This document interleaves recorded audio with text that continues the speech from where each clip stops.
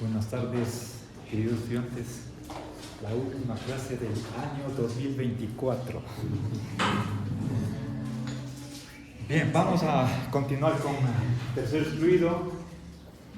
La última vez estábamos discutiendo los futuros contingentes, sobre todo en el pensamiento de Aristóteles. Otra corriente, esta es contemporánea, que niega el principio de tercer excluido, es el intuicionismo. Es una corriente de lógica que, entre otras cosas, por su inclinación hacia el idealismo o subjetivismo, niega el principio de tercer excluido, ¿sí? Por lo tanto, se aparta de la lógica bivalente y es indeterminista, ¿sí?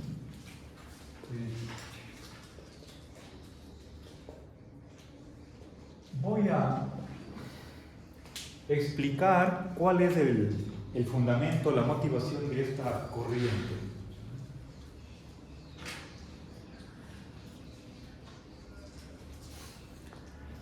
A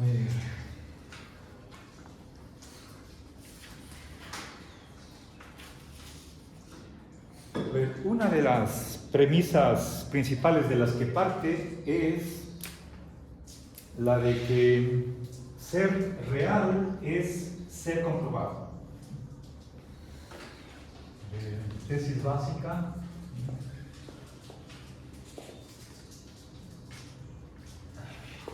Ser es lo mismo que ser comprobado.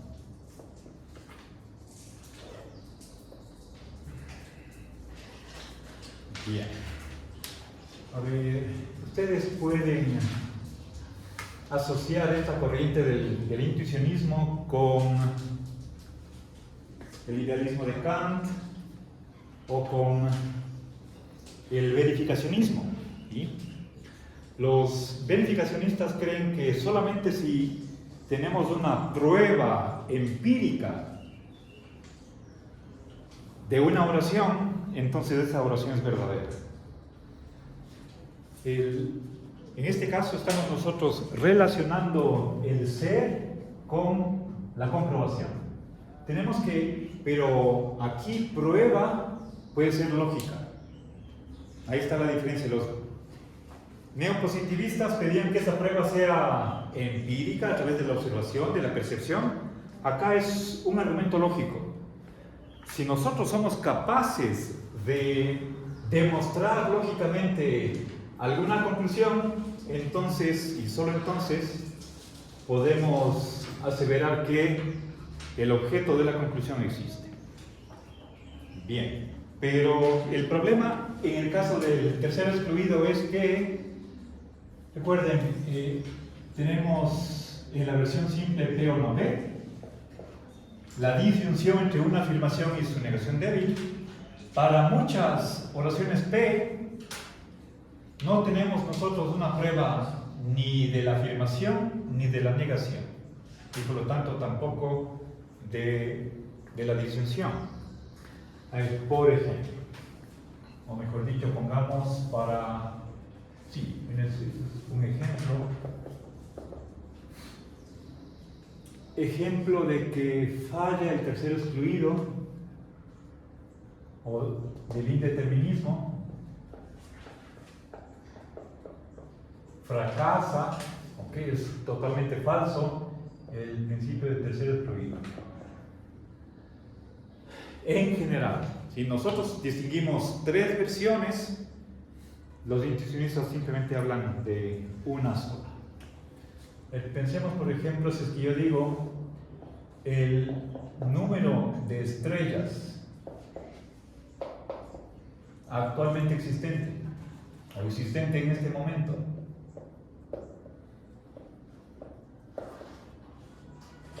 es par. Okay. Bien. No estoy especificando exactamente cuántas estrellas hay. Esta es una cualificación necesaria, puesto que las estrellas aparecen y desaparecen en este momento. ¿Sí? Si contamos el número de estrellas en el universo, entonces nos va a dar un número par. Eso es lo que afirma esta oración. Ahora nos preguntamos, ¿es esta oración verdadera o falsa? B o F.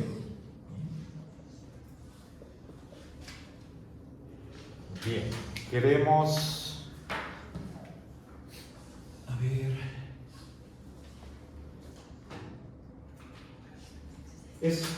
Podemos pensar que es una de dos. Si es que es verdadera, eso significa que nosotros debemos ser capaces de probar, elaborar una prueba de que el número de estrellas es par. Pero como esto está más allá de nuestra capacidad, entonces no es verdadera. Entonces no hay cómo, porque no disponemos de una prueba. Y voy a poner eso. Esta oración no es verdadera porque no disponemos de una prueba de la verdad y el número de estrellas es par.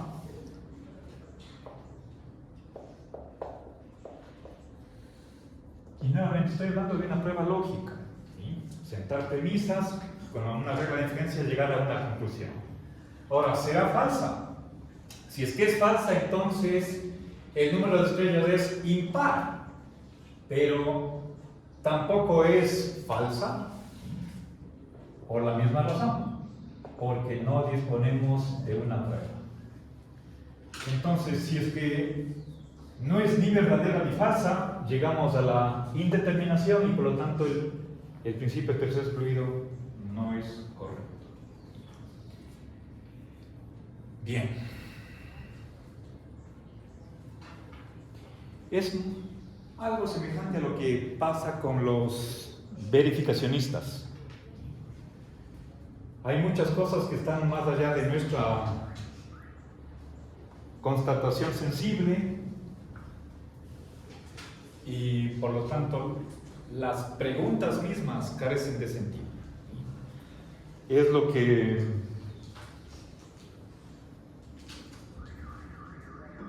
con la inspiración de Wittgenstein se dice que la solución a un problema es su disolución.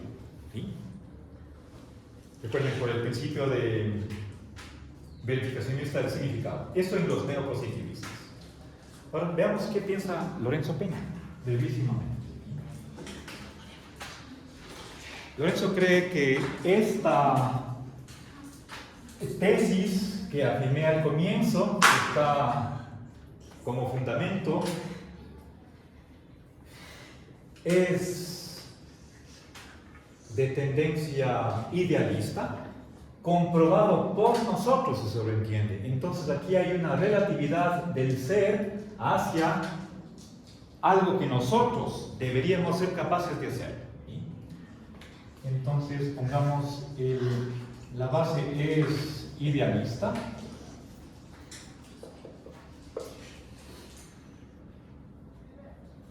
La existencia, la realidad, se está equiparando con una capacidad del sujeto. Y por lo tanto, cuando no somos capaces de comprobar, eso significa que no existe. Bien, ojo, aquí estoy hablando de indeterminación real. No estoy simplemente diciendo incertidumbre, no conocemos, ignorancia. No. La conclusión es que como no disponemos de una prueba, entonces no existe. La conclusión es ontológica y no meramente cognoscitiva. Ahora, pero esta posición es la de que el ser, la existencia, depende del sujeto. No existe el sujeto, desaparece el ser. Lorenzo Peña, por su parte, es realista. Él, desde su desde su juventud, desde que entró a la universidad, seguramente toda la vida, bueno, no, tal vez no me atrevo a hacer esta afirmación en general, pero por lo menos desde 1974 ha sido realista. En su tesis de licenciatura discute la crítica que hace Kant a la prueba ontológica de San Anselmo. En su tesis de doctorado del año 79, doctorado en filosofía, ve las bases lógicas que permiten defender el realismo. Eso está en su tesis doctoral. Por ejemplo, veamos, en este rato estamos, a ver, empezamos con un problema de ontología y por esta concepción idealista pasamos al conocimiento, teoría del conocimiento. ¿Qué afirma el realismo? Dos cosas. Existe el ser, independientemente del sujeto, y puede ser conocido tal cual es.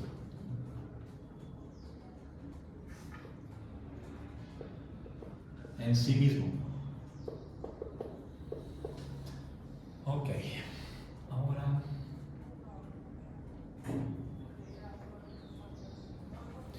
veamos una crítica que se hace al realismo y es la siguiente. Esto está en su tesis de doctorado. Voy a dibujar aquí un sujeto.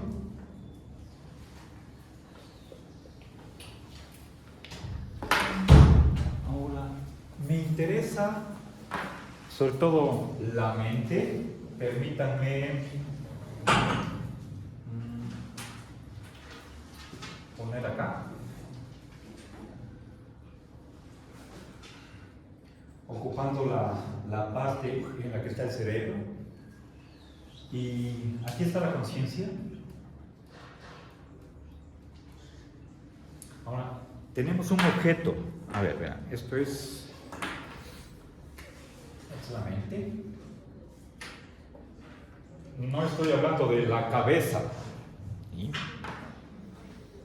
Y cuando digo que está aquí, eso tal vez es una manera impropia de hablar, pero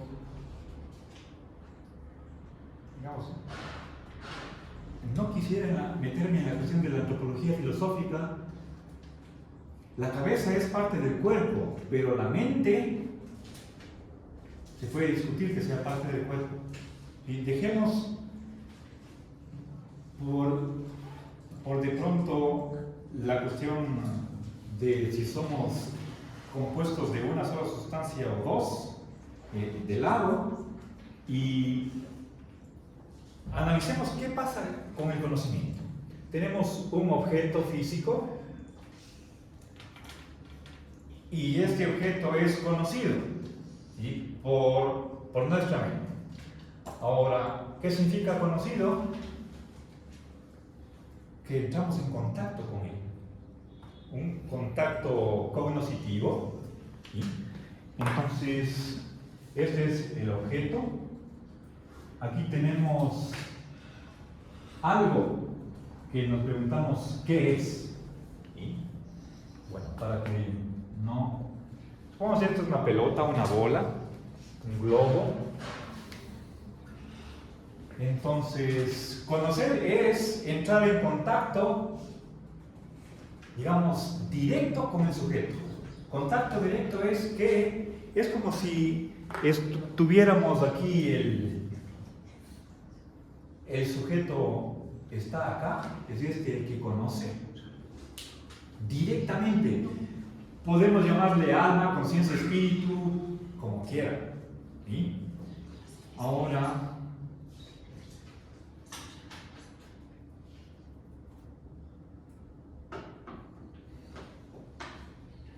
tengo un elemento, tengo dos, y este acá es el número 3, y me pregunto, ¿qué es?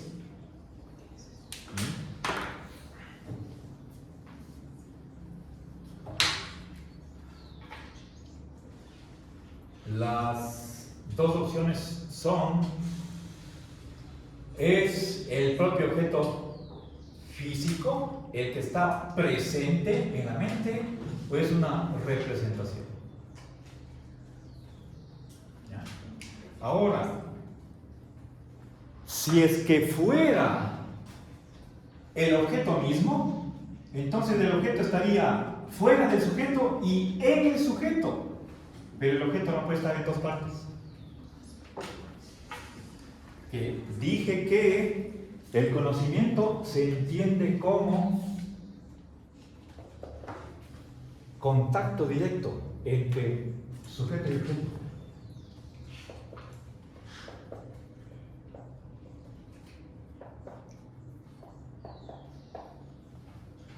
¿Sí? Esta caracterización es neutral con respecto a si ese contacto es realista o idealista. Que todavía no discutimos qué es esto de acá. Cuando digo contacto directo, estoy diciendo que entre la mente o la conciencia y esto que está en la mente, no hay nada que se interponga. ¿Sí? Entonces, esta relación es directa. Ahora, un crítico del realismo lo que va a decir es que si, a ver, el realista dice, esto de acá es el objeto físico.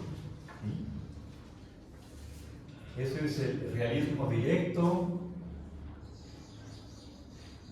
¿Sí? Es una representación, esto puede ser realismo indirecto o idealismo. Ambas corrientes no creen que sea el objeto. A ver, esto del idealismo, después dejo por de pronto, no quiero pasarme acá. Ahora, solo quiero presentar una objeción en contra de que en la mente esté presente el objeto. ¿Sí? Entonces, eso dice el realista directo, pero la objeción es, ¿sí? A ver, pongamos contra el realismo directo.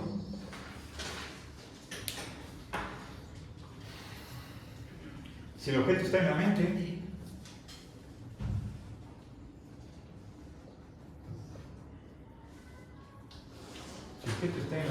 entonces voy a escribir más acá porque no me entra en la pantalla. Contacto directo entre sujeto-objeto. ¿Sí? ¿Ya? Si el objeto está en la mente, entonces el objeto está en dos lugares.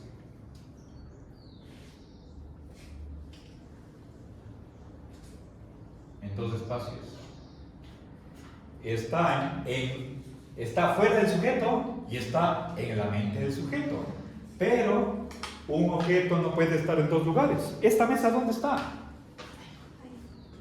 Está aquí, y si yo la conozco, ¿está en mi mente? Sí, no está dentro de la... El realista directo dice que esta mesa está en mi mente y además está aquí en el aula. Pero un objeto no puede estar en dos lugares. O está afuera o está dentro, pero no en ambas partes. ¿Sí? Esto sería imposible, por lo tanto, el realismo directo es falso, es incorrecto. ¿Sí? Bien. A ver, el objeto está en dos lugares, está en la mente y no en la mente. Más bien es contradictorio, eso es mejor. Si el objeto está en la mente, entonces el objeto está en dos lugares. Dentro de la mente y fuera.